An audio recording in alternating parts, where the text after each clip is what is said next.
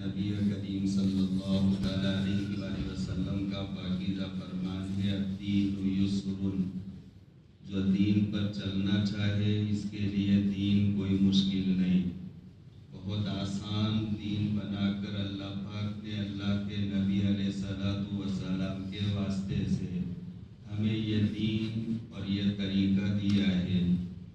دیکھیے اللہ پاک بڑے رحمان ہے، رحیم ہے، کریم ہے، لطیف ہے، مہربان ہے، اپنے بندوں سے بہت زیادہ پیار فرمانے والے ہیں۔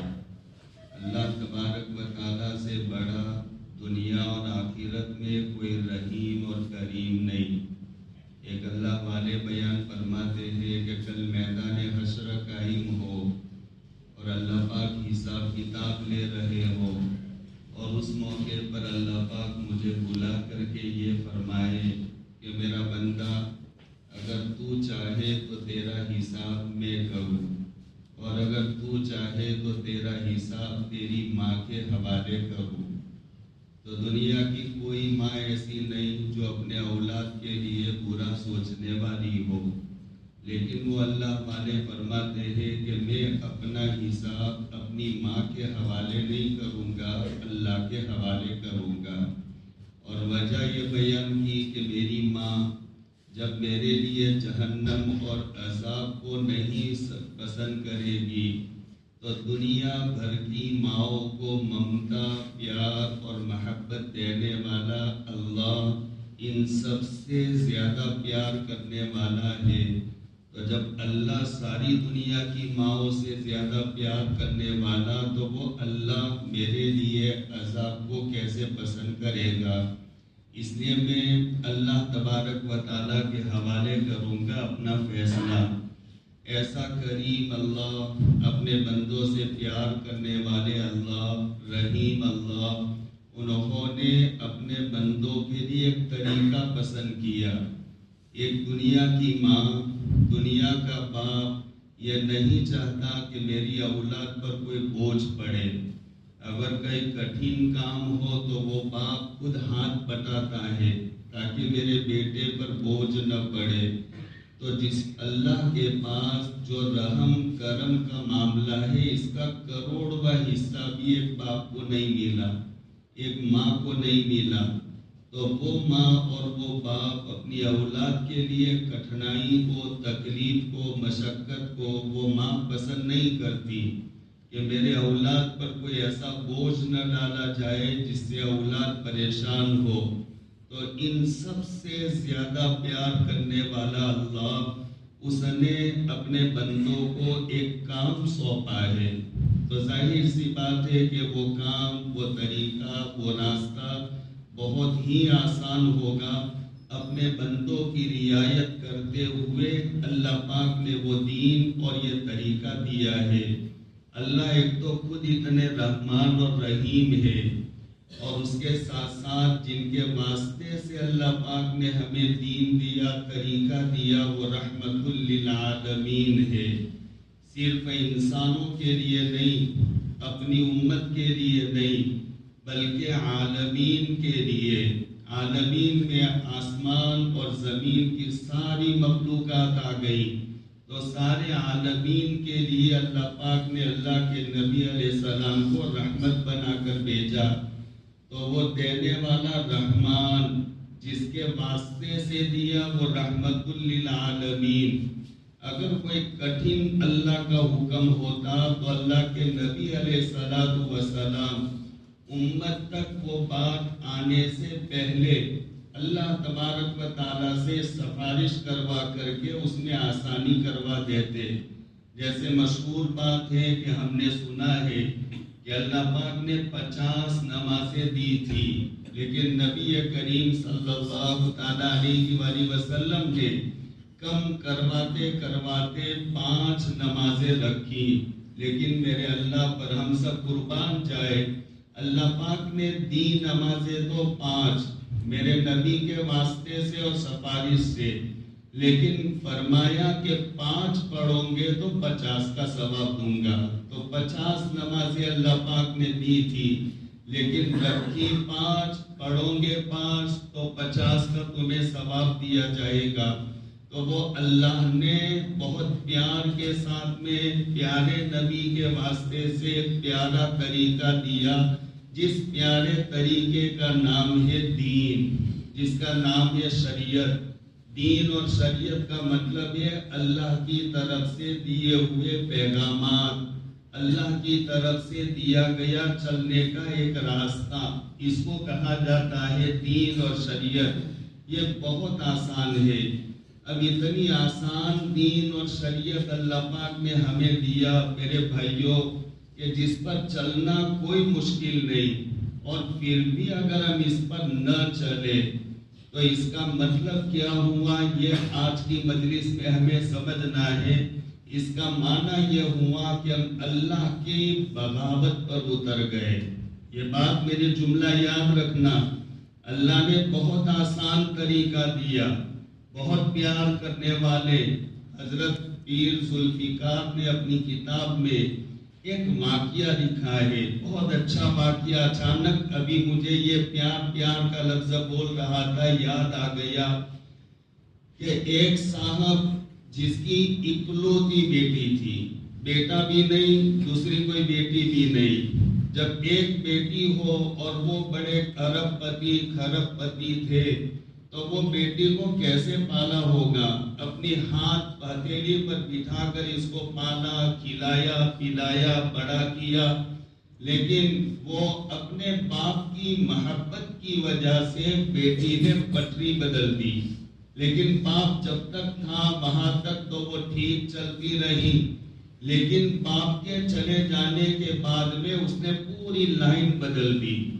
اب پھر اس کے بعد میں وہ باپ کا ایک دوست تھا جو ان کا بہت قریب میں رہنے والا، تو وہ دوست کے خواب میں وہ آئے اس لڑکی کے باپ اور کہنے لگے کہ میری بیٹی کو جا کر پیغام سنا دو کہ تمہارا باپ بہت دکھی ہے، عذاب قبر میں مبتلا ہے، میں نے بہت نازوں سے نخروں سے تجھے پالا ہے، کچھ پڑھ کر کے کچھ دعائیں کر کے اپنے ابا کو چھڑانے کی کوشش کر۔ اب وہ آدمی بڑا نیک تھا، خواب دیکھنے والا۔ صبح میں اٹھا تو پتہ کیا کہ یہ میرا ساتھی کہاں رہتا تھا، تو معلوم کر کے وہاں پر پہنچا اور وہاں پتہ کیا کہ یہ لڑکی کہاں پر رہتی۔ تو اس کا حلیہ دیکھ کر جس سے وہ پوچھتے تو وہ کہتے کہ آپ کو وہ لڑکی سے کیا مطلب، یہ تو بڑی آوارہ بدچلن فاحشہ لڑکوں کے ساتھ میں وہ نائٹیں منانے والی، کبھی گھر پر وہ نہیں رہتی، اور آپ کو اگر دیکھنا ہو تو جاؤ، اس کے گھر کا دروازہ بند ہوگا، اور اگر آپ کو ملنا ہے تو وہ یہ کہیں سوئمنگ پول میں ہوگی، کہیں ندی نالوں میں، اور اپنے دوستوں اور یاروں کے ساتھ میں وہ موج مزہ اور مستی کرنے میں وہ مگن ہوگی۔ آپ کو دیکھنا ہو تو دیکھو۔ وہ اللہ والے نیک تھے تو انہوں نے واقعتاً گھر کا دروازہ تو بند پایا، تو وہاں پر گئے جہاں عیاشی کا اڈا تھا، تو وہ لڑکی پوری برہنہ لڑکوں کے ساتھ اسی انداز سے وہ موج مزہ کرنے میں مست تھی۔ بڑی محنت سے اس کو بلایا، وہ بار بار کہہ رہے تھے شرماتے ہوئے کہ بیٹا ایک کام سے آیا ہوں، تیرے باپ نے مجھے بھیجا ہے اور تیرے باپ کا ایک پیغام سن لے، لیکن میرے پاس ٹائم نہیں ہے، میرے پاس وقت نہیں ہے۔ لیکن بہت کوشش کے بعد میں وہ لڑکی آئی۔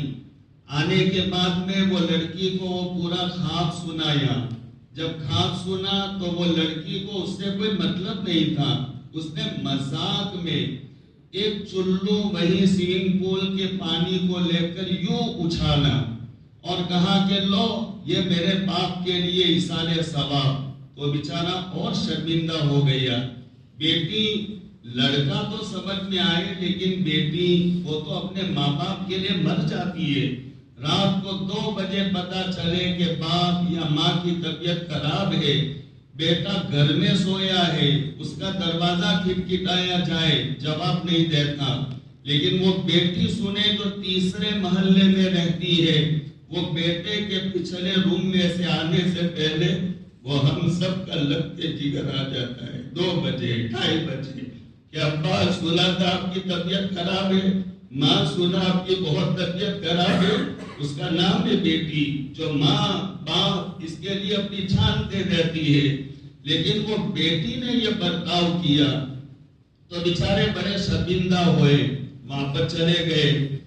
لیکن رات میں پھر وہ اس کے دوست خواب میں آئے اور خواب میں آ کر کے کہنے لگے، بھائی تو نے میرا کام کر دیا، اللہ پاک تجھے جزائے خیر دے، بدلہ دے، اور اللہ نے تو نے کام کیا مجھے عذاب قبر سے چھوڑ دیا۔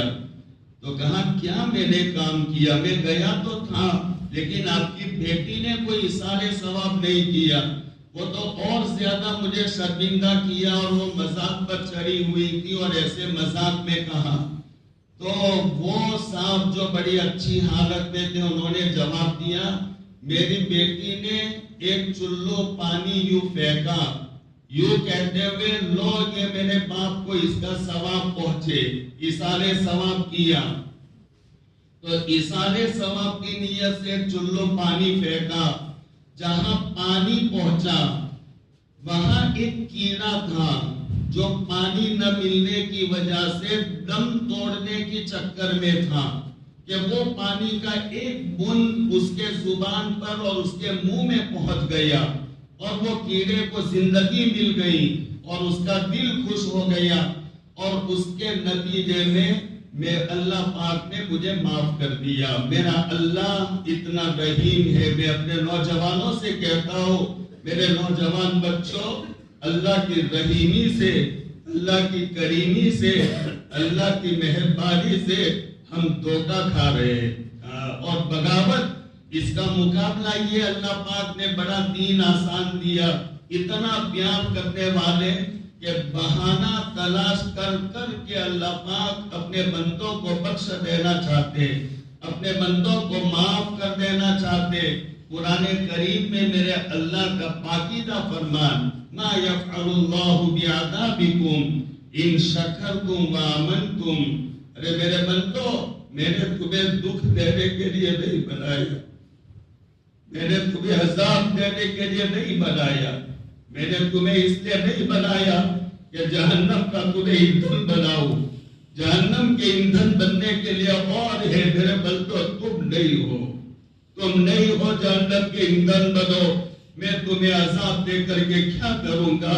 اگر تم ایمان لاؤ اور میرا بتایا ہوا راستہ اپنا دو تو میں تمہیں عذاب دے کر کے کیا کروں گا؟ بہت پیار سے، بہت لاڈ سے اللہ پاک ایک شفیق باپ جس انداز سے اپنی اولاد کے لیے شفقت کے ساتھ میں، جیسے لاڈ کے ساتھ میں کوئی بات سمجھاتے ہیں، ایسے میرے اللہ نے اپنے بندوں کو سمجھایا۔ یہ آیت میں، میرے بندوں، میں نے عذاب دینے کے لیے نہیں پیدا کیا، اگر تم ایمان لاتے ہو اور ایمانی راہوں پر چلتے ہو، میرے بتائے ہوئے طریقے پر چلتے ہو، تو میں تمہیں عذاب دے کر کیا کروں گا؟ میرے پیارے بھائیوں، او میرے نوجوان بچوں، اللہ تبارک و تعالیٰ کی نافرمانی کی جائے، اللہ کا حکم نہ مانا جائے، تو اللہ تبارک و تعالیٰ حلیم ہے۔ اللہ کے صفات میں سے ایک صفت ہے، اللہ حلیم ہے۔ حلیم کا معنی مخالف بات کو بھی برداشت کرتے رہنا۔ کسی کو گالی دو اور وہ گالی سنتا، تم غیبت کرو، پتہ چلتا غیبت کرتا، منہ پر تانے دو، تانے سن کر بھی وہ ہنس کر چلتا رہتا، یہ حلیم آدمی ہے۔ مخالف باتیں آتی ہیں سامنے لیکن برداشت کرتا رہتا ہے۔ میرے اللہ بڑے حلیم ہے، بردبار ہے۔ اللہ پاک برداشت کرتے رہتے ہیں۔ اللہ کی بغاوت پر جب کوئی اترتا، بغاوت کا معنی اللہ نے جو کرنے کا کہا وہ نہیں کرتا، تو اس کا معنی ہے بغاوت۔ اللہ کا مقابلہ، وہ اللہ کے مقابلے پر کوئی اترتا، اللہ پاک برداشت کرتے رہتے، برداشت کرتے رہتے۔ لیکن جب برداشت کا معیار اور حد کوٹا پورا ہو جاتا تو پھر اللہ کی طرف سے پکڑے آنا شروع ہوتی ہے۔ اللہ کی طرف سے دنیا میں عذاب کی شکلیں شروع ہو جاتی، پتہ نہیں چلتا ہمیں، لیکن اللہ کے عذاب کی شکلیں مختلف ہیں، الگ الگ انداز سے اللہ پاک ہمیں پکڑنا شروع کرتے. تو میں اپنے بھائیوں سے کہنا چاہتا ہوں، اللہ کی بغاوت پر جتنی قومیں اتری، اللہ پاک نے ان ایک ایک قوم کو اٹھا اٹھا کر کے پٹخ دیا، ایک ایک کو. شداد کا نام سنا ہے، جو بہت بڑا دولت زر پیسے والا تھا، اتنا پیسے والا تھا کہ اس نے دنیا میں جنت کا ریسرچ کیا کہ جنت، یہ قرآن حدیث میں یہ لوگوں نے بتایا کہ قرآن میں کہا جنت ایسی ویسی، تو یہ جنت کا ریسرچ کر کے اس نے دنیا میں جنت بنائی. یعنی کیا مطلب کہ اس نے سنا تھا جنت سونے چاندی کی اینٹوں کی، تو سونے چاندی کے محلات بنائے، نہریں بنائی، باغات ایسے بنائے. جب وہ جنت کا نقشہ اس نے کھینچا تو کیسا کچھ نہیں بنایا ہوگا، تو آپ انداز نہیں لگا سکتے اس کے پاس میں کتنی دولت ہوگی. بادشاہ ہونے کے ساتھ ساتھ اس کے پاس بے شمار اللہ نے دولت دی تھی، لیکن بغاوت پر اترا ہوا تھا. جنت بن کر کے تیار ہو گئی، اب وہ محل میں جانے والا تھا، اللہ کی بردباری پوری ہو گئی. اس کو جنت میں میرے اللہ نے نہیں جانے دیا اور باہری جھٹکا دے کر کے اس کو ڈیر کر دیا. بغاوت پر جب اترتا ہے قوم عاد، ارے قوم عاد یہ چھت تو ابھی نیچی ہے، اس سے بھی اگر اوپر ہو 5-10 فٹ تو وہاں پر ان کے سر لگ جائے. قوم عاد کے یہ قرآن کریم میں قوم عاد کا تذکرہ کرتے ہوئے اللہ پاک نے بیان فرمایا، ایسی مضبوط قوم کو اللہ پاک نے بنایا تھا کہ وہ پہاڑوں کو تراش کر اپنے مکان بناتے تھے. اس کا مطلب کیا ہے میں سمجھاتا ہوں، سمجھو اس کا مطلب کیا کہ وہ بڑے پہاڑ کے پاس جاتے اور پہاڑ کو یوں ہلاتے، ہلا کر ایک بہت بڑی پہاڑ کی چٹان کو اس سے الگ کرتے اور وہ 2-3 آدمی اٹھا کر لا کر ایک طرف رکھ دیتے، پھر دوسری چٹان کو اٹھا کر ایک طرف، تیسری لا کر یہ پیچھے کی طرف، اور ایک اور چٹان اٹھا کر اس کے اوپر. مکان تیار ہو گیا. لیکن آپ اتنا خالی پتھر اٹھانا ہو تو آپ کی کمر سیدھی نہیں ہوتی، لیکن کتنی مضبوط قوم ہوگی کہ وہ پہاڑوں کو ہلا ہلا کر کے وہ اپنے مکان کی پوری دیوار ایک ساتھ میں وہ لا کر کے کھڑی کر دیتے. ایسی مضبوط قوم تھی، اللہ پاک نے ان کو بنایا، لیکن بغاوت پر اتری.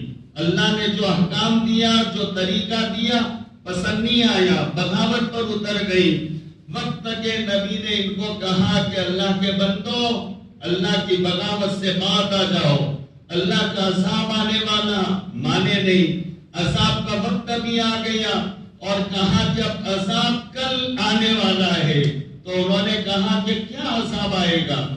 تو کہا کہ اللہ پاک آندھی کا عذاب دینے والے ہیں، آندھی کا عذاب. تو وہ یہ سامنے یہ گمان میں رہے، آندھی ہمارا کیا اکھاڑے گی، ہم آندھی کا مقابلہ کر لیں گے. لیکن یہ کس کی آندھی تھی یہ سمجھو، میں سمجھاتا ہوں. حضرت اسرافیل علیہ السلام کا نام سنا ہے، یہ بہت بڑے فرشتے ہیں. حضرت آدم علیہ السلام کو جب اللہ نے جان ڈالی، تخت پر بٹھایا اور پوری جنت کا ان کو سیر، جہنم کی سیر کرائی اور بٹھا کر کے پھر کہا کہ جاؤ آدم کو سلام کرو. اس وقت فرشتوں کا سلام تھا سجدہ کرنا، یہ سلام تھا فرشتوں کا، جاؤ آدم کو سلام کرو. تو سب سے پہلے دوڑ کر سلام کرنے والے اور سجدہ کرنے والے حضرت اسرافیل علیہ السلام فرشتے تھے، کہ جس کے نتیجے میں اللہ پاک نے ان کو مقام دیا کہ ان کی پوری پیشانی پر اللہ نے اپنا کلام لکھ دیا. بہت بڑے فرشتے. اللہ پاک نے یہ 500 کروڑ سال سے دنیا بنائی ہے، لیکن جب اللہ دنیا کو فنا کرنا چاہے گا تو اس کا طریقہ کیا ہوگا؟ اللہ بلڈوزر نہیں بھیجے گا، اللہ ایسے ہتھوڑے والی قوموں کو نہیں بھیجے گا، اللہ ایسی کیا ہے مضبوط طاقت والے جانوروں کو نہیں بھیجے گا کہ جو ادھر ٹکرائے بلڈوزر سے آسمان کو گرا دے، زمین کو پھاڑ دے، پتھروں کو اور پہاڑوں کو تراش دے، ایسا اللہ نہیں کریں گے، بلکہ اسرافیل ایک فرشتے کو اللہ نے بنایا، وہ اسرافیل کو کہیں گے کہ تم اپنا کام کرو، ایک کام کے لیے خالی وہ فرشتے کو بنایا، ایک کام، بس ایک ہی کام کریں گے پوری زندگی میں، وہ اسرافیل یہ کام کریں گے، بس یہ پھونک ماریں گے، تو وہ فرشتے کی پھونک میں اتنا پاور ہے کہ وہ بڑے بڑے پہاڑ کی چٹان، روئی کا گالا، چھوٹا سا ٹکڑا لے لو اور وہ ٹکڑے کو یہ پنکھا چلتا ہے وہاں چھوڑ دو تو یہ گھومے گا ہوا کی وجہ سے، تو وہ اسرافیل کے پھونک کا اتنا پاور ہوگا کہ یہ پورے پہاڑ یہ فضا میں یہ پھونک کی وجہ سے آندھی جیسے آئے، پتے اڑتے، یہ پہاڑ یہ گھومیں گے اور آسمان پھٹ جائے گا، فکانت ابوابا، قرآن کہتا ہے آسمان ایسا لگے گا گویا کہ ہر جگہ سے فاتح ہی فاتح بنا ہوا ہے، والملک علی ارجائها، اور آسمان میں جو فرشتے ہیں اپنے بچاؤ کے لیے آسمان جگہ جگہ سے ٹوٹے گا تو وہ کناروں پر دبک دبک کر کے لپک کر کے وہ فرشتے جمع ہو جائیں گے، ایک پھونک میں اتنا پاور ہے، ایک فرشتے کے پھونک میں، اس کے پنجے میں کتنی طاقت، اس کے ہاتھ میں کتنی طاقت، اس کے پاؤں میں کتنی طاقت، اس کے بدن میں کتنی طاقت، کوئی انداز لگا سکتا ہے جس کے پھونک میں اتنی طاقت ہو، اور ایسا اللہ نے ایک نہیں بے شمار فرشتے اللہ پاک نے پیدا کیے،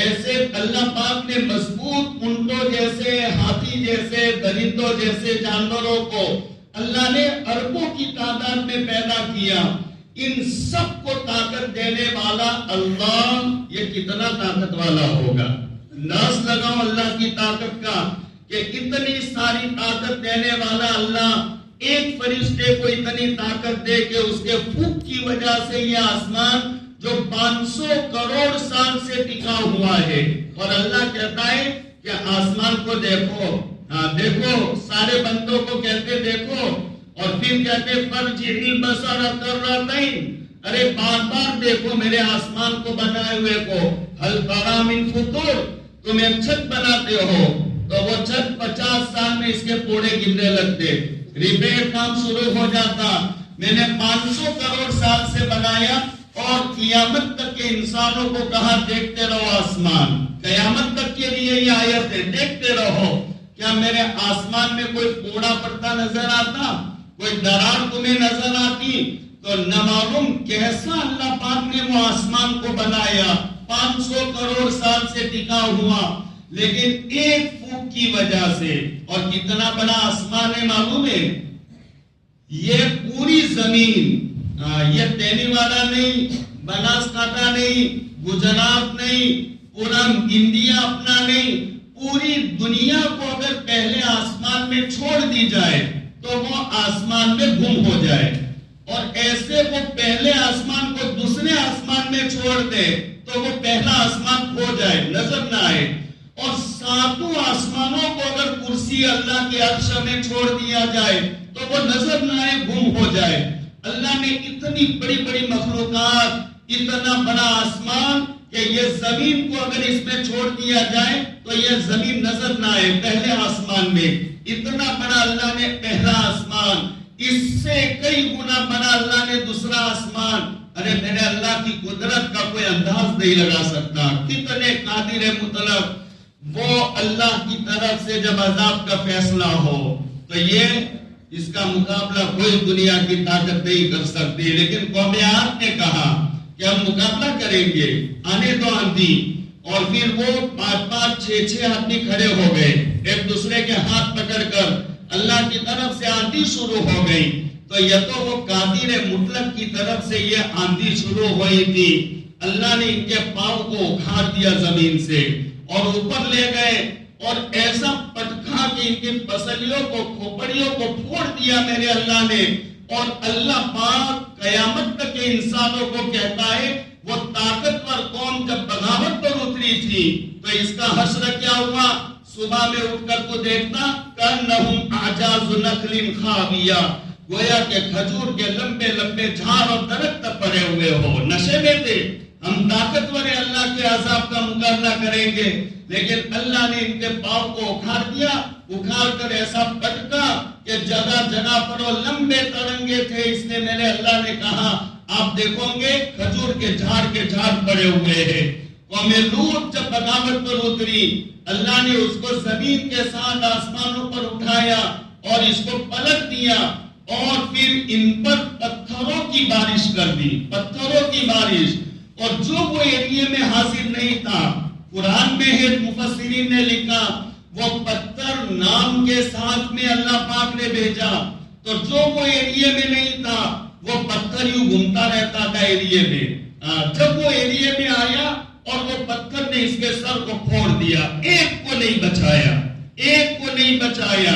یہ میرے اللہ کی قدرت ہے۔ جب بغاوت شروع ہو جائے، اللہ کے طریقوں کو چھوڑا جائے، اللہ کے احکامات پر نہ چلا جائے، اللہ نے جو بہت پیارا مبارک دین اور راستہ دیا، اس کو اگر نہ اپنایا جائے اور ایک حد ہو جاتی تو اللہ کی طرف سے اس انداز کی پکڑ آتی ہے، اور جب اللہ کی پکڑ آئے گی میرے بھائیوں ہم بچ نہیں سکتے۔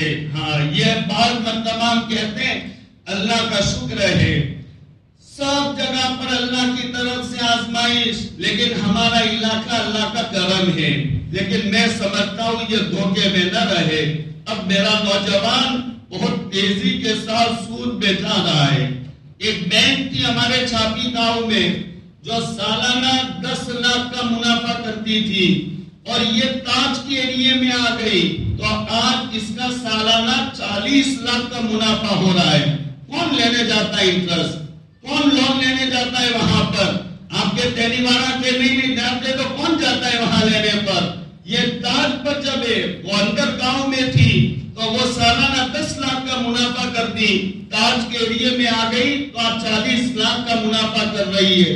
تو دن بدن میرا نوجوان خواہشات کے پیچھے دوڑ رہا ہے۔ میرے نوجوانوں، اے میرے بچوں، اللہ پاک دیکھ رہا ہے، میرے ایک ایک عمل کو میرا اللہ دیکھ رہا ہے، ایک ایک عمل کو، اور جو انٹرسٹ میں پڑ گیا۔ میرے نبی علیہ الصلوۃ والسلام کا فرمان ہے اذا ظهر الربا في قرية فقد احلوا بانفسهم عذاب اللہ۔ جس برادری میں جب انٹرسٹ اور سود کا لین دین عام ہو جائے تو انہوں نے تو اللہ کی عذاب کی دعوت دے دی۔ ما من قوم يظهر فيهم الرشا ما من قوم يظهر فيهم الربا الا اخذوا بالسنة وما من قوم يظهر فيهم الرشا الا اخذوا بالرعب۔ جس برادری میں سود کا لین دین عام ہو جائے تو اللہ سود لیتا ہے آدمی کیوں؟ انٹرسٹ میں ہاتھ کیوں ڈالتا؟ کہ میرا مکان بن جائے، میرا کاروبار اچھا ہو جائے، سب بچوں کی الگ الگ دکانیں ہو جائے۔ لیکن میرے سرکار کی زبان کہ قسم کھانے کے لیے کبھی سرکار کی زبان سے جھوٹ نہیں نکلا زندگی بھر، اور اللہ نے ٹائٹل دیا ان کو صادق کا، صادق اپنی بات کے سچے، مصدوق اللہ کی طرف سے جن کو سرٹیفکیٹ دیا گیا سچائی کا، جو صادق اور مصدوق تھے، زندگی میں کبھی زبان سے جھوٹ نہیں نکلا۔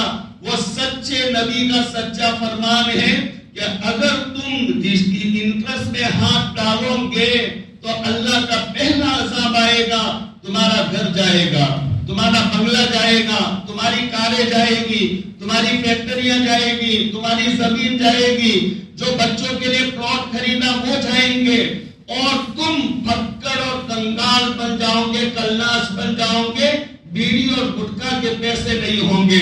قسم خدائے پاک کی ہو کر رہے گا۔ یہ میرے نبی کا فرمان ہے، 1,00,000 مرتبہ قسم کھائے تو جھوٹے نہیں پڑیں گے، یہ نبی کا سچا فرمان ہے۔ اور میرے اللہ نے قرآن کریم میں بہت سارے گناہوں کا تذکرہ کیا۔ کریم اللہ ہے، ایسا کریم اللہ، بہانہ تلاش کر کے جو عذاب قبر میں مبتلا ہو اس کو چھوڑ دینے والا اللہ۔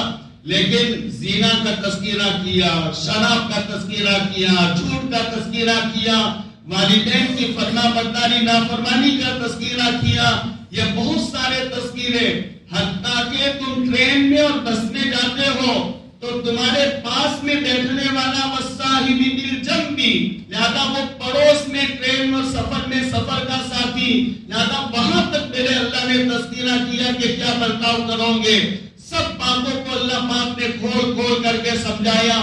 لیکن اللہ نے اللہ کی نافرمانی میں کہیں اتنا غضب اور غصہ نہیں دکھلایا.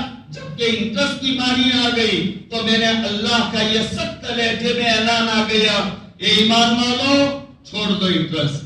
بہت پاور کے ساتھ چھوڑ دو انٹرسٹ. یہ اپنے کام کا نہیں، یہ چھوڑ دو انٹرسٹ، یہ ربا سود. اور سنو، اگر نہیں چھوڑتے، یہ اللہ کہتے، اگر نہیں چھوڑتے تو آ جاؤ. وہ اسرافیل جس کی پھونک میں اتنا پاور کے پہاڑ اپنی جگہ چھوڑ دیں گے، آسمان فاتح بن جائے گا.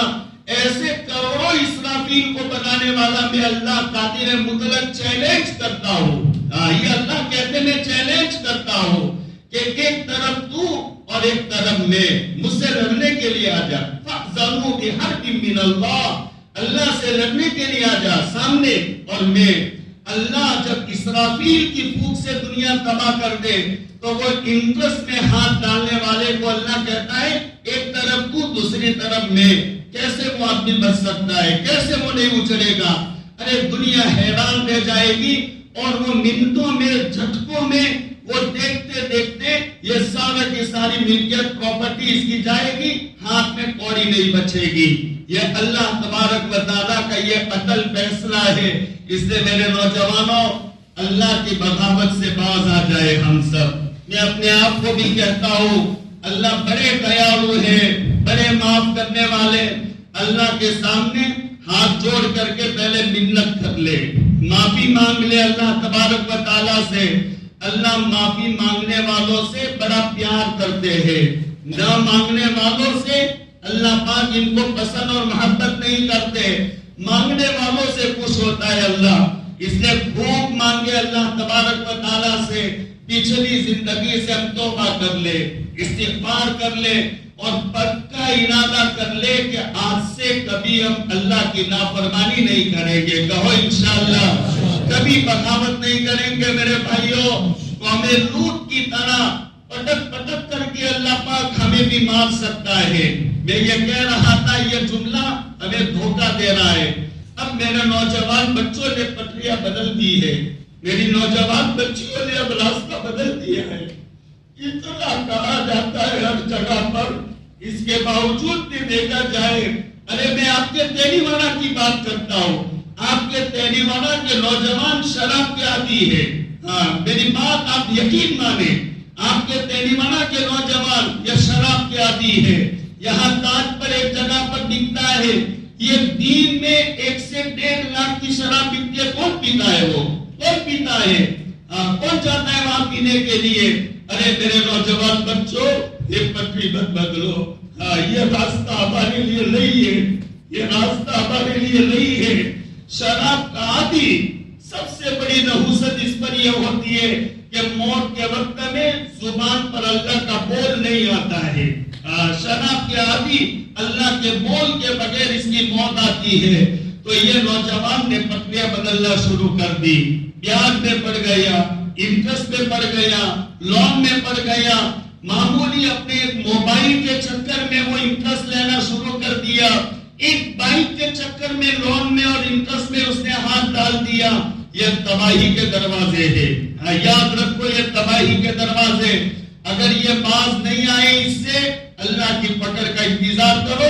یہ اللہ کا اعلان ہے، میرے نبی کا فرمان ہے اور سچا فرمان ہے کہ اللہ سب سے پہلے تمہارے مال کو چھین لے گا. الا اخذوا بالسنہ، اللہ تمہارے مال کو چھین لے گا اور تمہیں کنگال کر دے گا.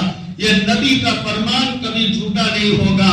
اس لیے اللہ کی بغاوت سے باز آ جاؤ، اللہ کی نافرمانی نہ کرو. اللہ نے بہت پیارا طریقہ، بہت پیارا راستہ دیا ہے. وہ راستے پر ہم اپنے آپ کو لگائیں. میں سارے جو بڑی بھی بیٹھے ہوئے سب سے کہتا ہوں، آپ نیک بنے. آپ کو دیکھ دیکھ کر کے یہ نوجوان یہ نیک بنیں گے. یہ بڑی یہ اللہ کے سامنے رونے والے بنیں گے. یہ میرے بچے بھی کل رونے والے بنیں گے. ہم سب کے اصلاح کی ضرورت ہے، ہم سب کو اللہ کے تعلق کی ضرورت ہے، اللہ کے خوف کی ہم سب کو ضرورت ہے۔ ہم سب پہلے نیک بنے اور نیک بن کر کے اپنی اولاد پر کڑی نظر رکھے۔ میری فجر کی نماز جاتی ہے، فجر کی نماز بستر پر آرام سے چلی جاتی اور میں اپنے بچوں کی فجر کی نماز کی شکایت کرتا ہوں، امام صاحب کے پاس جاتا ہوں، میرے بچے کو سمجھاؤ یا وہ میرا بچہ نمازی بن جائے۔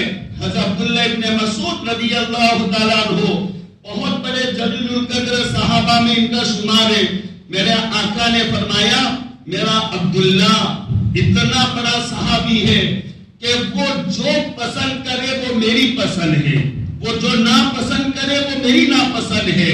کتنا وشواسو ہو یہ صحابی تھے، آپ کو کتنا وشواس تھا اپنے اس صحابی پر کہ یہ کبھی غلط پسند نہیں کرے گا، اس کی چوائس بالکل صحیح ہوگی۔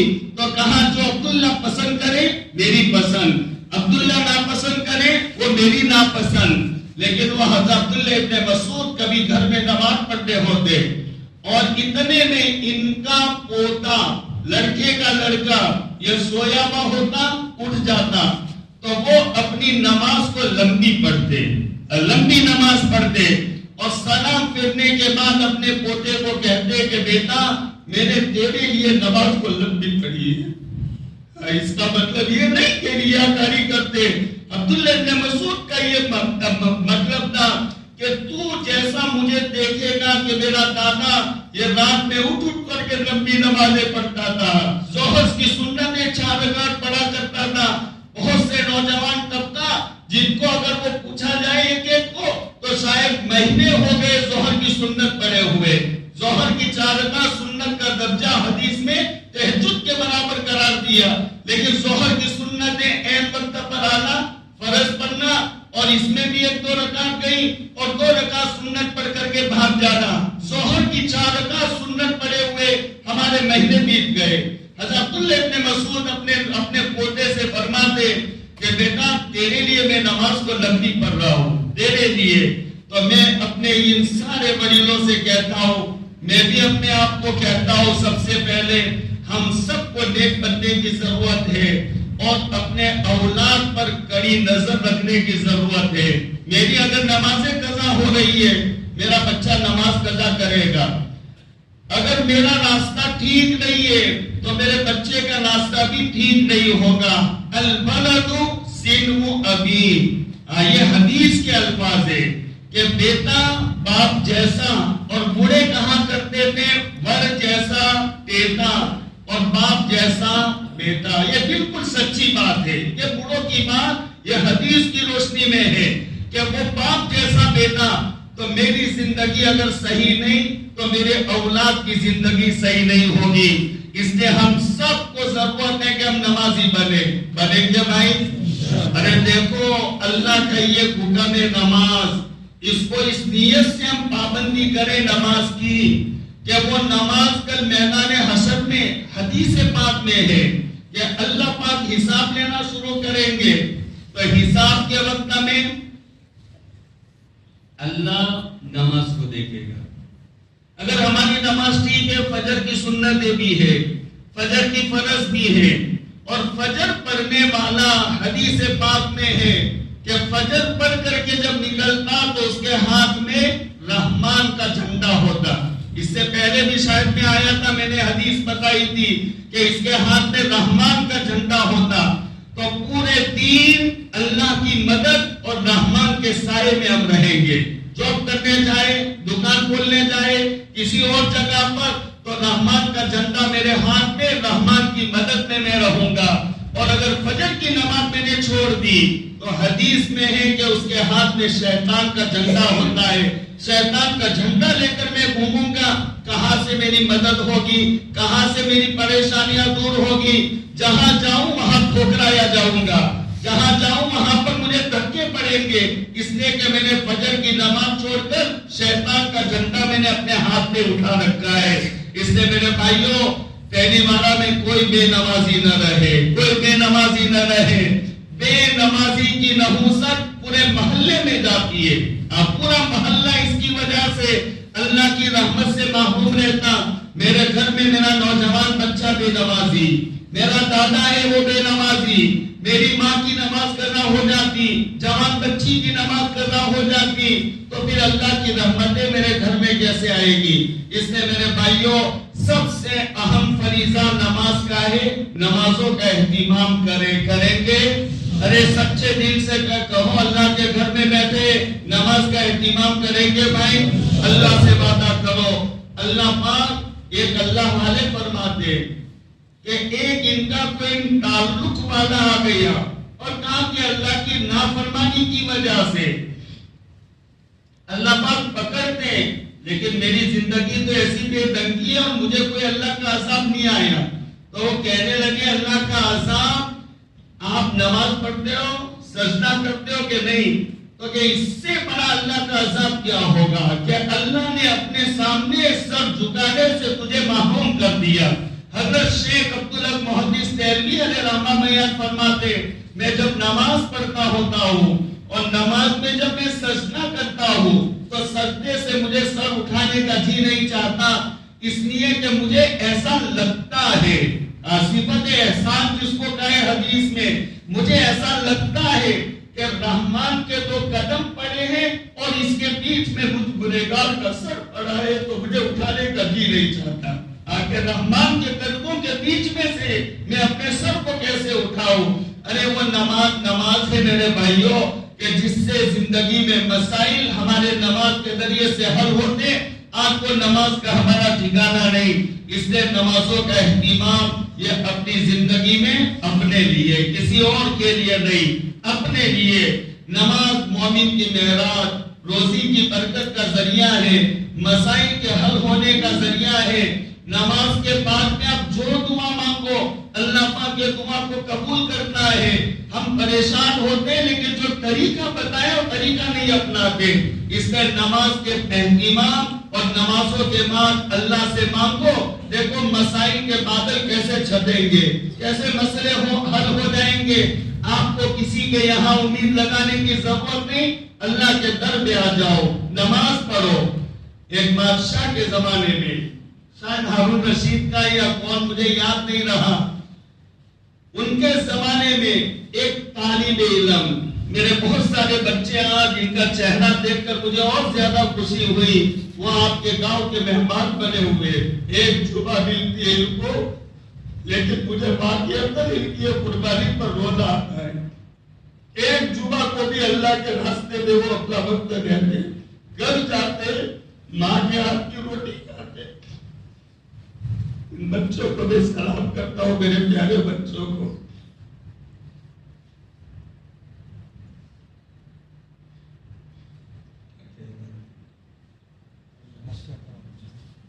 وہ طالب علم، پہلے ایسا زمانہ نہیں تھا، جو ابھی کا ماحول ہے ایسا ماحول نہیں تھا رہنے کا، کھانے کا۔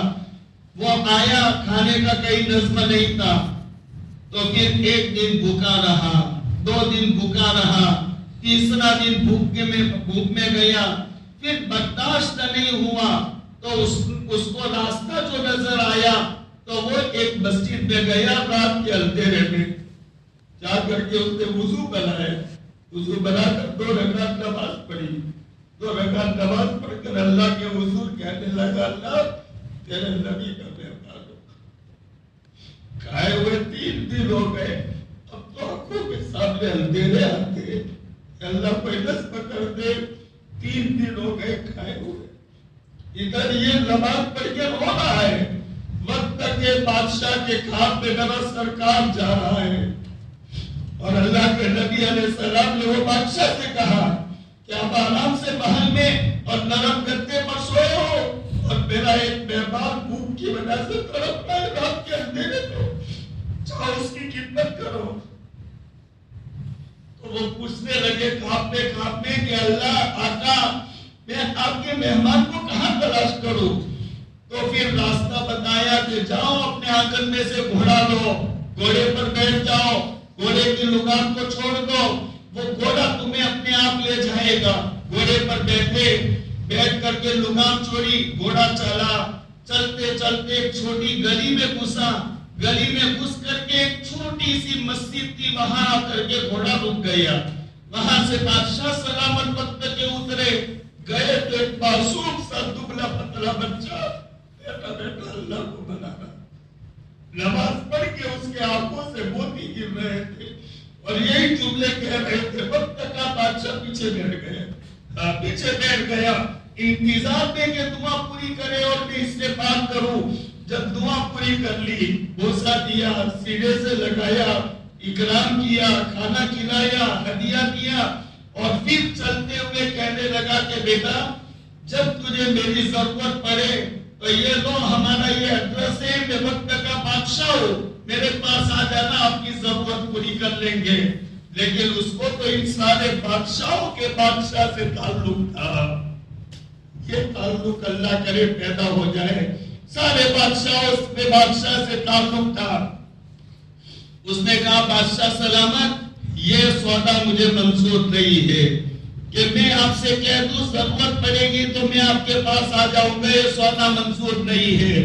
अगर मैंने आपसे ये वादा कर लिया और आप दुनिया में न रहे तो मैं कहाँ जाऊंगा? मैं तो जब जरूरत पड़ेगी अल्लाह ने मुझे रास्ता दिया है, 2 रकात नमाज पढ़ूंगा और सारे बादशाहों के बादशाहों को कहूंगा उसने आज तुम्हें भेज दिया, कल जरूरत पड़ेगी अल्लाह किसी और को भेज देगा।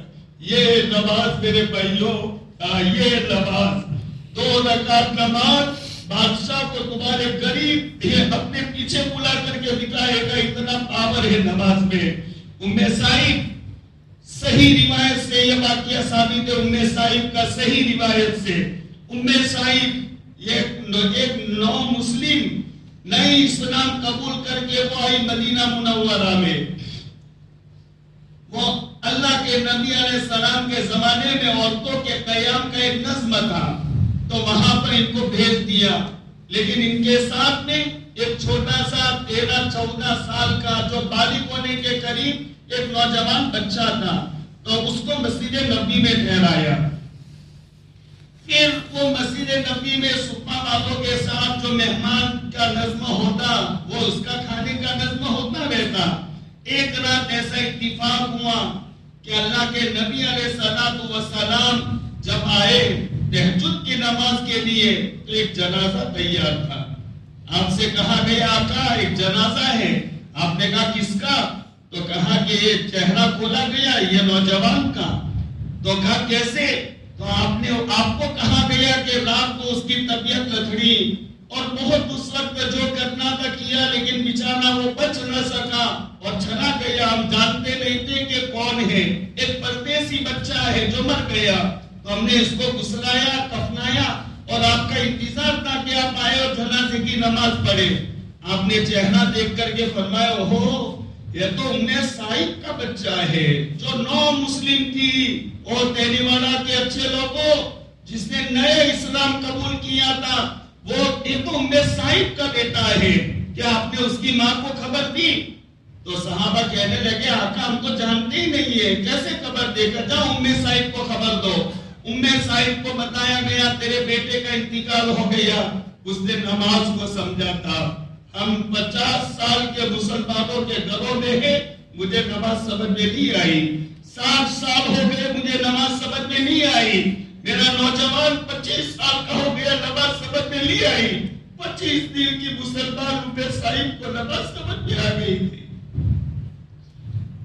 रिवायत में तस्कीर है जब उसने सुना कि मेरे बच्चे का इंतकाल हुआ तो वो न रोई न धोई न चिल्लाई, बल्कि उसने जो नबी से इन दिनों में सीखा था, उठी, वुजू बनाया, 2 रकात नमाज पढ़ी और 2 रकात नमाज पढ़ के अल्लाह के हुजूर उसने दुआ यूं की कि अल्लाह मैं जानती हूँ कल मैदान हश्र में तू मेरे बेटे को जिंदा करेगा, मेरा ईमान है, मेरा यकीन है।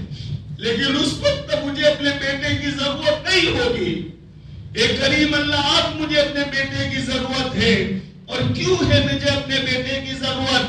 इसलिए कि अगर मैं अपने खानदान में वापस जाऊंगी तो मेरे खानदान वाले कहेंगे कि देखो उम्मे साहिब मुसलमान बनने गई थी, बच्चा खो करके आई, तो इस्लाम के नाम पर मुझे ताले दिए जाएंगे اے اللہ مجھے اسلام کے راہ پر تانے پسند نہیں ہے، میرا بچہ واپس کر دے، میدان حشر میں زندہ کرے گا لیکن بچے کی ضرورت نہیں ہوگی، ابھی مجھے اپنے بچے کی ضرورت ہے۔ روایت میں تسکین آئے، وہ صحابہ بیان کرتے کہ جن ہاتھوں نے اس کو غسل دیا تھا وہ بچے کے ساتھ بیٹھ کر کے ہم نے عشاء کے بعد میں ناشتہ کیا، وہ بچے کے ساتھ بیٹھ کر ہم نے عشاء کے بعد ناشتہ کیا، 2 رکعت نماز پڑھ کے اپنے مردہ اور میت بچے کو اس نے زندہ کروا لیا۔ نماز کو ابھی تک ہم نے نہیں سمجھا میرے بھائیوں، نماز میں وہ پاور ہے، نماز میں وہ طاقت ہے۔ اب میرے گھر میں نمازی بے نمازی، میرا نوجوان بچہ بے نمازی، تو پھر یہ مسائل کا حل کیسے ہوگا؟ اس لیے میں بہت ادب کے ساتھ اپنے بھائیوں سے بات کرتا ہوں، اپنے بڑوں سے بات کرتا ہوں، اور میرے پیارے بچوں سے میں بات کرتا ہوں۔ میرے نوجوان بچوں، اللہ کا یہ حکم تو مت چھوڑو، نماز کو تو مت چھوڑو، نماز تو اپنی زندگی میں لے آؤ۔ رمضان آتا ہے، رمضان وہ کونے پر نظر آتا ہے، نوجوان بیٹھا ہوتا ہے، وہ کونے پر قرآن کی تلاوت، وہ کونے میں بیٹھا ہوا نوجوان، لیکن رمضان گیا، اس کے بعد میرا نوجوان مسجد سے گئے گئے۔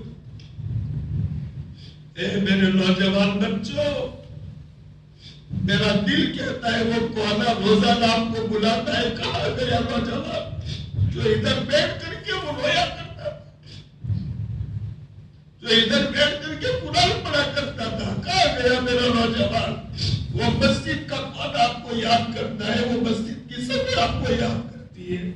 رمضان کے لیے نماز نہیں ہے میرے نوجوان بچوں، رمضان کے لیے نہیں ہے۔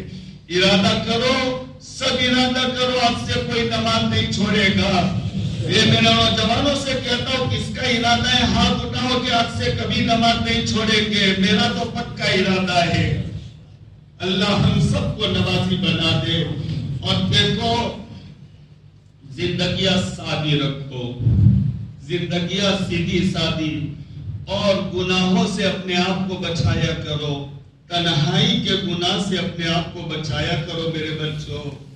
میں اپنے ہاتھوں میں اپنے نوجوان بچوں ہی سے بات کرتا ہوں، تنہائی کے گناہ سے بچو۔ یہ موبائل کا فتنہ ایسا خطرناک فتنہ ہے کہ اس نے میرے بچوں کو مسجد سے دور کر دیا، قرآن سے محروم کر دیا۔ اللہ کا کلام یہ الماریوں میں رکھنے کے لیے نہیں ہے، فجر کے بعد تلاوت کے لیے، ظہر کے بعد تلاوت کے لیے، عصر کے بعد تلاوت کے لیے۔ میرے نوجوان بچے نے نہ معلوم کب قرآن کو ہاتھ لگایا تھا۔ یہ سب نحوست ہے اس کی، یہ موبائل کی، یہ موبائل نے میرے نوجوان کو مسجد سے دور کر دیا، باپ سے الگ کر دیا، اللہ کے کلام کو اس نے الماری میں رکھوا دیا۔ موبائل آپ استعمال کرو، ہم منع نہیں کرتے، کوئی بھی آپ کو منع نہیں کرے گا، لیکن میرے نوجوان بچوں صحیح استعمال کرو موبائل کا۔ اللہ والوں کے بیانات آتے سنو، اللہ کی حمد سنو، نعت سنو، اس میں اچھی باتیں سنا کرو۔ اس کا نقصان تو ہے جسمانی اعتبار سے کہ ایک سائنسداں یہ کہتے ہیں کہ اگر کوئی ہفتے میں، نوجوانوں سننا میری بات، ہفتے میں 35 گھنٹہ کوئی موبائل استعمال کرے، پورے ہفتے میں 35 گھنٹہ، تو اس کی باڈی پر اتنا خطرناک اثر پڑتا ہے اس کی شعاعوں کا کہ اس کی باڈی اب نو گارنٹی ہو گئی کہ اب کوئی ٹھکانہ نہیں، اس کے کون سے بدن کے عضو پر اچانک اٹیک ہو جائے، دماغ کا اٹیک ہو جائے، ہارٹ کا اٹیک ہو جائے، گردوں کا اٹیک ہو جائے، اس کے آنتوں میں خرابی پیدا ہو جائے، اور کون سے بیماری میں مبتلا ہو جائے کوئی گارنٹی نہیں۔ جو ہفتے میں 35 گھنٹہ موبائل استعمال کرے، اور جو میرا نوجوان کہیں دور بیٹھا ہو، بس وہ موبائل کے سوا اس کے پاس کچھ نہیں ہوتا، 24 گھنٹہ جب دیکھو موبائل موبائل موبائل۔ ارے اس کے نقصانات اتنے ہیں جسمانی اعتبار سے تو وہ تو الگ رہے، لیکن اس کے ساتھ ساتھ دینی اعتبار سے ہمارا ستیہ ناش ہو جاتا۔ اس میں موبائل کو ہم استعمال کریں، صحیح استعمال کریں گے میرے نوجوان بچوں، صحیح استعمال کرو موبائل کو، غلط نہیں۔ نمازوں کا اہتمام کریں گے, انٹرسٹ سے دور بھاگیں گے. کوئی زبردستی بھی ہمیں دے گا تو کبھی اس کے قریب نہیں جائیں گے, نہیں تو اجڑ جائیں گے. یاد رکھنا ہماری نسلیں تباہ ہو جائے گی, برباد ہو جائے گی اگر اس میں ہاتھ ڈالا. اور موبائل کو غلط استعمال نہیں کریں گے, گناہوں سے بہت دور رہیں گے. نوجوانی کی توبہ, نوجوانی کی عبادت اللہ کو اتنی پسند ہے کہ وہ نوجوان کو اللہ ہاتھوں ہاتھ لے لے گا, بلا لے گا. نوجوان آجا آجا میرا بندہ آجا, اور تیرا کوئی حساب کتاب نہیں. اور جہاں پر یہ سورج سوانیزے پر ہوگا, جو میں بات سمجھا رہا ہوں سننا, سوانیزے پر, اس کے نتیجے میں تپ کر زمین تانبے کی بن جائے گی, اور پسینہ بدن سے چھوٹے گا. تو پسینہ یہ خوشبو نہیں پھیرنا تھا, یہ بدبودار پسینہ ہوگا, اور بدبودار, اور اتنا سورج ہوگا تو انگارے کی طرح گرم ہوگا. تو وہ پسینہ جو انگارے کی طرح گرم اور بدبودار, اور وہ پسینے میں کوئی تنا ڈوبا ہوا ہوگا اپنے زندگی کے اعمال کے حساب سے. اسی لیے وہ وقت کو کہا گیا نفسی نفسی کا عالم. ہر ایک کہے گا کہ میں کیسے بچوں, میرا نفس, میری جان, بچوں, اللہ بچا لے. اب یہ تو انگارے سے زیادہ گرم پسینہ, بدبودار, اور تالاب بنا ہوا ہوگا اپنا پسینہ. اتنا دور سورج ہے تو اپنا پورا بنیان بک جاتا ہے پسینے میں, کپڑے بک جاتے. اب اتنا سورج ہوگا تو کتنا پسینہ بدن سے چھوٹے گا. اب یہ پسینہ ایسے ماحول میں اس میرے نوجوان بچے کو میرا اللہ پیار سے بلا لے گا, نوجوان آجا آجا, تجھے وہاں نفسی نفسی میں نہیں پھنسنا, تیرے لیے تو عرش کا سایہ ہے, اور عرش کے سائے میں اس کو بٹھا لیں گے. میرا نوجوان بچہ, تیرا تو یہ مقام ہے, اللہ نے یہ مقام دیا ہے کہ تجھے بلا لے اربوں کے مجمع سے. اے نوجوانا, تو نے نوجوانی میں بندگی کی ہے, میری نافرمانی نہیں کی, نوجوانی کو اللہ کے خوف کے ساتھ میں تجھے گزارا ہے. آجا, تجھے تپنے کی ضرورت نہیں, اور تو عرش کے سائے کے نیچے آجا. یہ ہے نوجوانی کی عبادت. اس لیے گناہوں سے اپنے آپ کو بچاؤ, نیکی کا جذبہ اور شوق اپنے اندر رکھو, پچھلی زندگی سے توبہ اور استغفار کر لو, سادی زندگی گزارنے کی عادت بناؤ, سیدھی سادی زندگی. مجھے یہ چاہیے وہ چاہیے ایسا مثال مت رکھو. میں اکثر کہا کرتا ہوں, میرے سرکار کو چھنی ہوئی آٹے کی روٹی بھی نہیں ملی تھی. اور میں نے ایک سیرت کی کتاب میں پڑھا کہ جس پہلے دن عبداللہ کی پیٹھ میں سے آمینہ کے رحم میں میرے سرکار گئے, تو اللہ کا نظام یہ حرکت میں آیا کہ اس دن پوری دنیا میں جتنے بادشاہ تھے, سارے بادشاہوں کی زبان 24 گھنٹے کے لیے گم ہو گئی, بول نہیں سکتے تھے 24 گھنٹے کے لیے, تاکہ پتا چلے کچھ نیا ہونے والا ہے.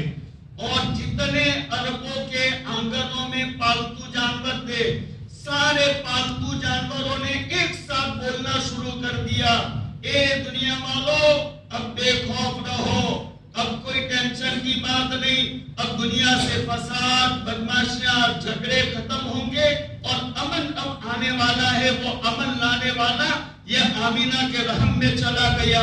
جانوروں نے بولنا شروع کر دیا, پالتو جانوروں نے بولنا شروع کر دیا, اور یہ سارے سارے دنیا کے بادشاہوں کے تخت یہ الٹے ہو گئے. جس دن اللہ کے نبی علیہ السلام اپنے باپ کی پیٹھ میں سے اپنی ماں کے رحم میں گئے. اتنا بڑا مقام جس نبی کا, اتنا بڑا مقام. طائف کا جب واقعہ پیش آیا, آسمان سے فرشتے آ رہے, آپ کہو تو یہ کر دیں, آپ کہو تو یہ کر دیں, لیکن میرا آقا تو رحمت تھا, رحمت للعالمین. آپ نے وہی پیارا جواب دیا, یہ میرے ساتھ اس لیے کرتے ہیں کہ وہ مجھے جانتے نہیں, جس دن جانیں گے میرے ساتھ ایسا معاملہ نہیں کریں گے, چھوڑ دو ان کو. میں نہیں کہتا کہ ان کو عذاب دیا جائے, وہ نبی کیا نہیں مانگ سکتے تھے کہ اللہ میرا اتنا مقام ہے اور تو مجھے یہ جنت کا کھانا دے دے، لیکن کبھی نہیں۔ چھنے ہوئے آٹے کی میرے نبی نے کبھی روٹی نہیں کھائی۔ نبوت سے پہلے آپ نے کیک کھایا ہے، کیک کا لفظ حدیث میں آتا ہے، یعنی اس کا معنی اچھی روٹی آپ نے کھائی ہے۔ نبوت کے بعد چھنے ہوئے آٹے کی روٹی میرے سرکار نے نہیں کھائی۔ جو جس کے صدقے میں میدان حشر کے حساب کتاب شروع ہوگا، جب تک میرا نبی زبان نہیں ہلائے گا، حساب کتاب رکا ہوا رہے گا، وہ مقام نبی کا ہے۔ لیکن چھنے ہوئے آٹے کے بغیر کی روٹی زندگی بھر کھا کر کے گزار دی۔ قربان جاؤ، وہ صحابی جب آئے اور کہنے لگے آقا وہاں پتھر کی چٹان ٹوٹتی نہیں ہے، تو آقا کھڑے ہو گئے، تہبند پہنی ہوئی تھی، اور جب کھائی میں اترنے لگے تو میرے نبی کا یہ آگے سے دامن اٹھ گیا۔ تو ایک صحابی بیان کرتے میں نے دیکھا میرے نبی نے اپنے پیٹ پر دو پتھر مارے۔ واہ میرے نبی، واہ سلام ہو میرے نبی کو۔ ہم نے ایک پتھر مانگا تھا، میرے نبی نے تو مجھے کیوں نہیں چلے گا، موبائل کے بغیر کیوں نہیں چلے گا، مجھے ایسا مکان چاہیے، کیوں ایسا مکان چاہیے، میرے نبی کو سب کچھ چلا، مجھے کیوں نہیں چلے گا۔ اس لیے میں اکثر کہتا ہوں اپنے گھروں میں مزاج بناؤ، بیوی کا بچوں کا مزاج بناؤ، ایسا مزاج کہ ان کی طرف سے کوئی مطالبہ نہ ہو، ایسا ٹھیک ہے چلے گا، ایسا ٹھیک ہے چلے گا۔ آج تو پوزیشن ٹھیک نہیں ہے، ولیمہ نہیں کرنا بچے کا، ٹھیک ہے نہیں کرنا ہے، اپنے یہ بچی کی رخصتی میں ایسا ٹھیک ہے ایسا کر لیں گے، ارے یہ پرانی چیز یہ حدیث سے ثابت نہیں کرنی، چلو نہیں کریں گے۔ ارے حضرت فاطمہ رضی اللہ تعالیٰ عنہا، حضرت فاطمہ نبی علیہ السلام نے منبر پر کھڑے ہو کر کے اعلان فرمایا تھا، صاف حدیث سناتا ہوں، منبر پر کھڑے ہو کر کے کہ فاطمہ تو میرے دل کا ٹکڑا ہے، جس نے فاطمہ کو دکھ دیا اس نے مجھے دکھ، میرا دل کا ٹکڑا ہے فاطمہ، جس نے دکھ دیا فاطمہ کو سیدۃ نساء اہل الجنہ، اس کے دو بیٹے والحسن والحسین سیدہ شباب اہل الجنہ، حسن حسین جنت کے جوانوں کے سردار، خود فاطمہ جنت کے عورتوں کی سردار۔ لیکن رخصتی کا وقت آ رہا ہے، ماں نہیں ہے، ماں نہیں ہے، ماں رخصت ہو گئی، خالائے نہیں ہے، اس لیے کہ ننیحال وہاں تھا، مدینہ منورہ، خالائے نہیں ہے، پھوپھیاں نہیں ہے، کوئی رشتہ دار نہیں ہے، جنت کے عورتوں کے سردار کی شادی ہو رہی ہے، دلہن بن رہی ہے، کوئی اس کو رخصت کرنے والا نہیں۔ رمضان میں علی کا نکاح ہوا، رمضان میں 2.25 مہینے کے قریب زمانہ گزر گیا، رخصتی نہیں ہوئی تھی فاطمہ کی، 2.25 مہینہ 2.5 مہینے کے قریب وقت ہو گیا۔ پھر علی کی طرف سے مطالبہ ہوا، آقا کے کان میں بات پڑی کہ فاطمہ کی رخصتی ہو جائے، پر جس دن میرے آقا نے سنا مغرب اور عصر کے بیچ میں، تو مغرب کے بعد آقا گھر میں آئے اور آ کر کے گھر کی کام کرنے والی ایک عورت تھی ام ایمن، جو کالی کلوٹی عورت تھی لیکن بڑا مقام رکھتی تھی ام ایمن۔ آقا نے گھر میں جا کر کہا ام ایمن حاضر ہوئی، جی آقا کیا کام کیا خدمت، تو کہا فاطمہ کو دلہن بناؤ، آج اس کی رخصت۔ جنت کے عورتوں کی سردار کہتی ہے میں ایک ایسی بچی تھی جو اپنے باپ کے گھر رہا کرتی، یعنی باپ کے گھر بچی ہوتی ہے کوئی گھر چل رہی ہوتی، جب مرضی چاہے سوئے، جب مرضی چاہے اٹھے، جو دل پہ آئے کھائے، بے فکری ہو کر کے میں ایک ایسی بچی تھی جو اپنے باپ کے گھر میں زندگی گزارتی ہو۔ لیکن جب میرے ابا نے یہ کہا کہ پاؤں کے نیچے سے زمین نکل،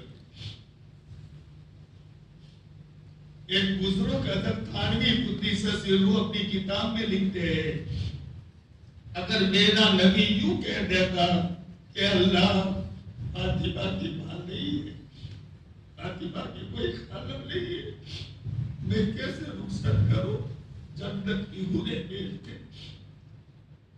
تو جنت کی حوریں اپنی سعادت سمجھ کر کے آخری وجہ نغمہ پڑھتی اور فاطمہ کی ڈولی چلتی، لیکن میرے سرکار نے ایسا نہیں کیا۔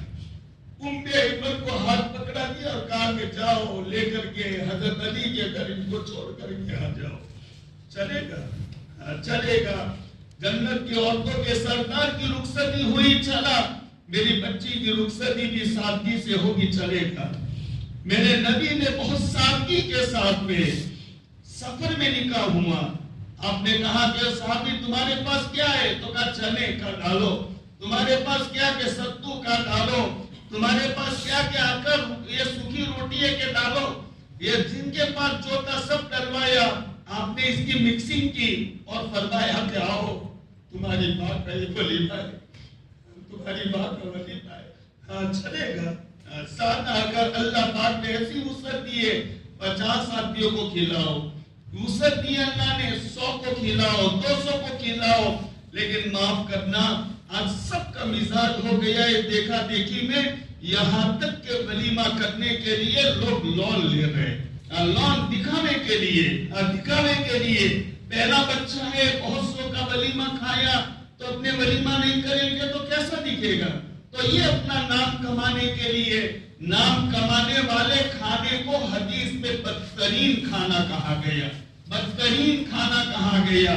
اس لیے میرے بھائیوں چلے گا، سب کے بغیر چلے گا، میرے سرکار کو چلا ہے، مزاج بناؤ اپنے گھروں میں، اس کے بغیر بھی چلے، اس کے بغیر بھی چلے، اس کے بغیر بھی چلے۔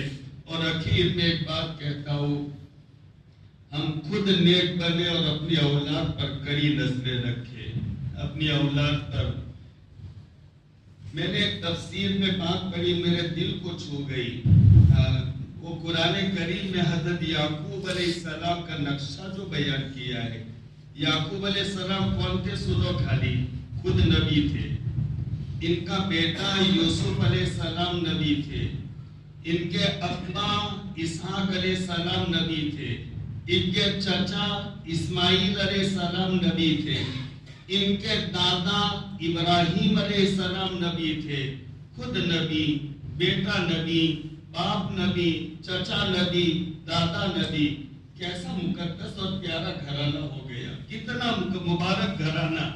تو ایسا مقدس نبیوں والا گھرانہ، لیکن جب موت کا وقت آیا تو اپنے اولاد کی یہ فکر تھی کہ سارے اپنے خاندان کے اپنے بیٹے اور بیٹوں کی اولاد سب کو جمع کیا، اور جمع کر کے موت کے وقت میں حضرت یعقوب الموت یہ قرآن میں نقشہ کھینچا ہے۔ تو وہ اپنے اولاد اور پوتوں سے کہنے لگے کہ بچوں، میں نے آپ کی جو تربیت کی تھی لیکن آج میں دنیا سے جا رہا ہوں، میرا وقت آ گیا، تم بتاؤ میرے بعد میں تم کون سی پٹری پر چلو، تاکہ میں اطمینان سے بنوں اور اللہ کے پاس جاؤں۔ ماں تعبدون من بعدی، تم کون سی پٹری پر چلو گے؟ جو کوئی سوچ نہیں سکتا، ایسے نبیوں والا گھرانہ کوئی سوچ نہیں سکتا کہ ان کی اولاد پٹری بدل دے گی، لیکن اپنی اولاد کا اتنا فکر۔ حضرت لقمان حکیم، جن کا قرآن میں 2 جگہ تذکیر آئے ہیں، 1000 نبیوں کے پاس رہنے والے تھے، 1000 نبیوں کی صحبت۔ پہلے زمانے میں ایک زمانے میں بہت سارے نبی ہوتے تھے، تو 1000 نبیوں کی شاگردہ اور صحبت پانے کے نتیجے میں اللہ نے ان کو حکیم بنایا تھا۔ وہ لقمان حکیم کا قرآن میں تذکرہ ہے۔ اپنے بیٹے کو کبھی کہتے یا بنی لا تشرک باللہ، اے میرے بیٹے اللہ کے ساتھ شرک مت کرنا۔ کبھی کہتے اقیم الصلاۃ، میرے بیٹے نماز کا اہتمام کرنا، نماز کی پابندی کرنا۔ یہ اتنے بڑے اپنے اولاد کی فکر کر رہے۔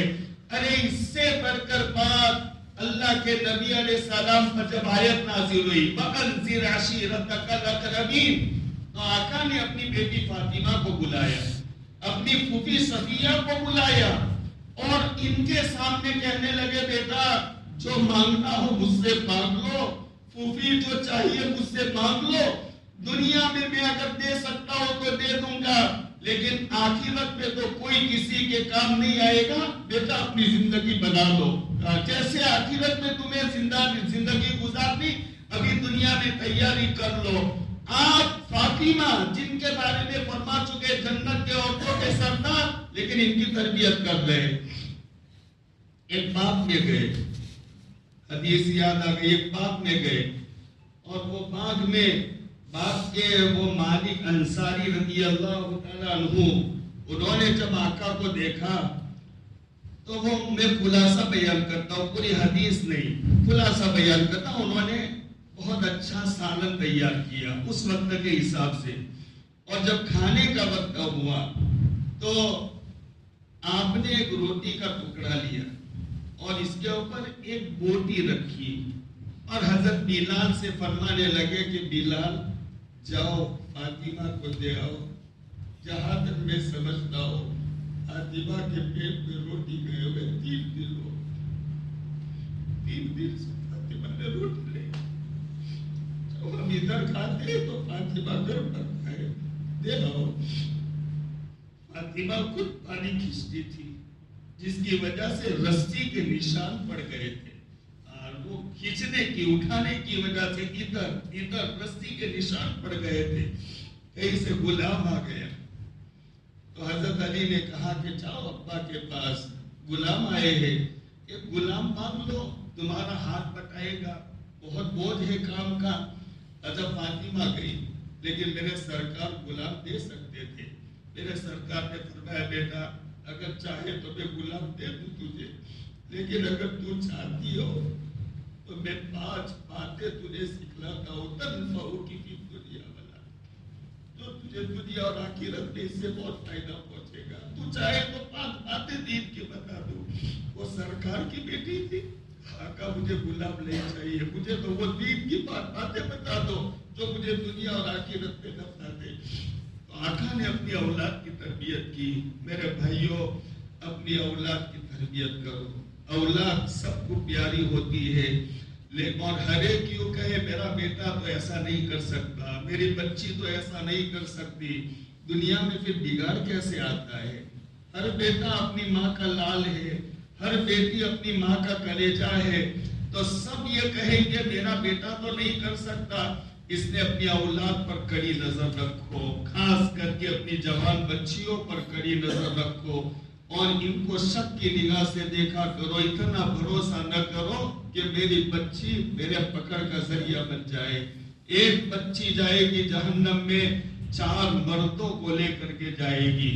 पहले तो बाप को लेकर के जाएगी, घसीट कर, ये बाप ने मुझ पर निगाह नहीं रखी और मुझे बिगड़ने का जरिया मेरा बाप बना था, ले जाएगी बाप को। इसलिए अपनी औलाद पर कड़ी नजर रखो, जिंदगी सादी रखो, शादियों में, वलीमा में, रुखसती में जो हदीस से और सरकार सल्लल्लाहु अलैहि वसल्लम से जो बातें साबित हो वो करो। मेरे भाइयों, दुनिया को हमको नंगा बनाने के चक्कर में है, दुनिया के पीछे पीछे दौड़ेंगे, हमें बाट पे नंगा बना करके छोड़ेगी कि आप नंगे बन जाएंगे। नहीं, मेरे सरकार का जो तरीका है इसको अपने सीने से लगाएंगे। जिंदगी के जिस शोबे में हो, जिंदगी में जो अमल आ जाए, जो काम आ जाए, बस मेरे अल्लाह का हुक्म क्या है, मेरे नबी का तरीका क्या है, इसको देख करके हम जिंदगी गुजारेंगे। ऐसे इरादे और अज़्म और पक्के इरादे कर लो मेरे भाइयों, इसी में मजा है, इसी में चैन है, इसी में सुकून है, इसी में इत्मीनान है, इसी में जिंदगी की कामयाबी है। दुनिया में भी कामयाबी और आखिरत में भी कामयाबी, बनने के बाद भी कामयाबी। ऐसी जिंदगी गुजारने की कोशिश करेंगे भाई।